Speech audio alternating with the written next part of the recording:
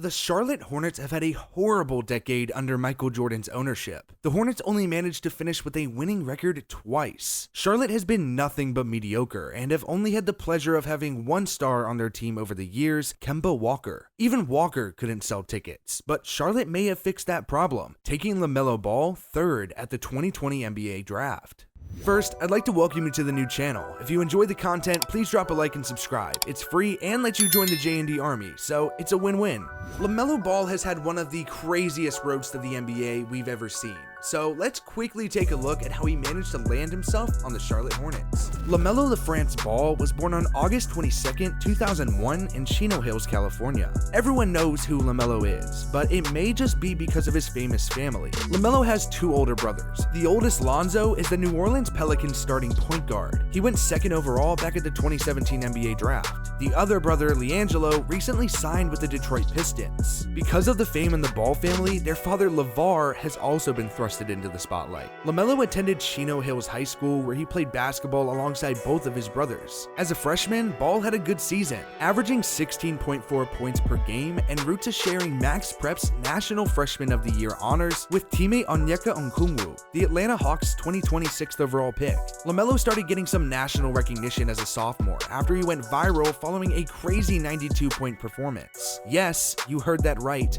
92 points. LaMelo finished the season averaging 16.7 points and 10 assists. LaMelo shocked a lot of people after the year, deciding to leave Chino Hills to be homeschooled by LeVar. At only 16 years old, LaMelo, alongside with LiAngelo, signed with Prienai, a Lithuanian basketball team. Unfortunately, LaMelo suffered a leg injury that kept him on the bench for some time. He finished the year with only 6.5 points and 2.4 assists per game. After LeVar created the Junior Basketball Association, LaMelo joined the league, signing with the Los Angeles Ballers. The league only lasted one season, but LaMelo balled out, averaging 39.6 points, 14.6 rebounds, and 11.5 assists. He was named an All-Star and won the JBA championship. After that season, LaMelo announced he would return to high school.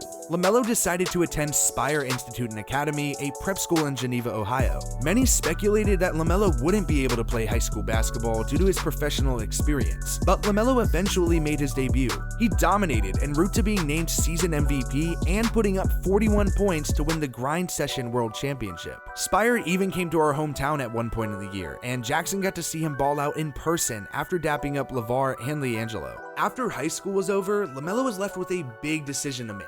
Where does he go now? He signed with the Illawarra Hawks, a pro basketball team based in Australia. LaMelo didn't start at first, but on October 27th, star point guard Aaron Brooks suffered a season-ending Achilles injury, thrusting the 18-year-old LaMelo into the starting role. He impressed and stepped up to the plate, becoming the youngest player to ever record a triple-double in the NBL. Later that year, however, LaMelo suffered a foot injury and decided to cut his season short to start preparing for the NBA draft. LaMelo averaged 17 points, 7 rebounds, and 6.8 assists per game on a rough 37.7% from the field. Following his season overseas, it was clear that he would be a top pick in the 2020 NBA draft, where there were even rumblings that he could go first. On draft day, the Charlotte Hornets selected LaMelo with the 3rd overall pick, hoping he would change the narrative of a long-struggling organization.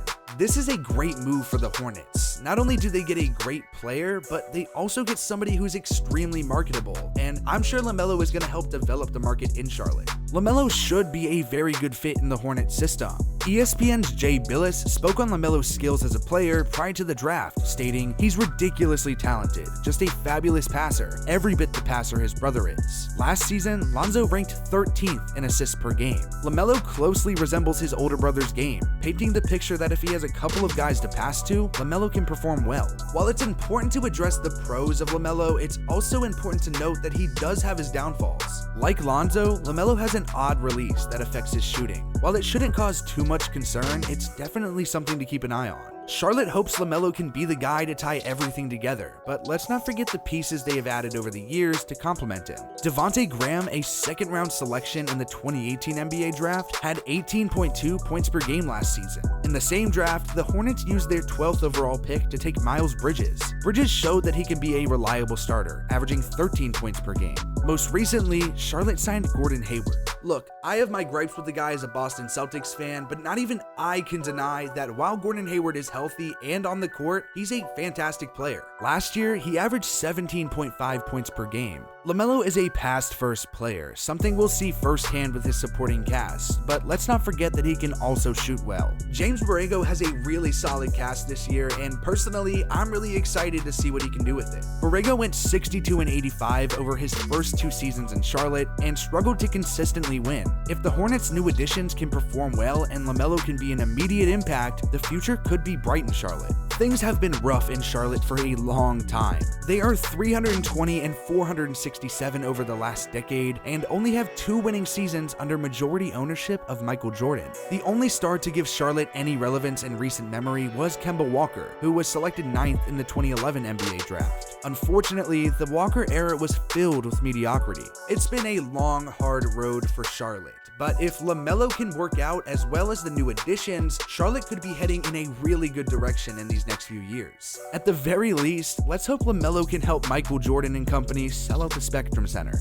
Thanks for watching. Follow us on Instagram and Twitter for more J&D. We read all of our DMs and love hearing what you have to say.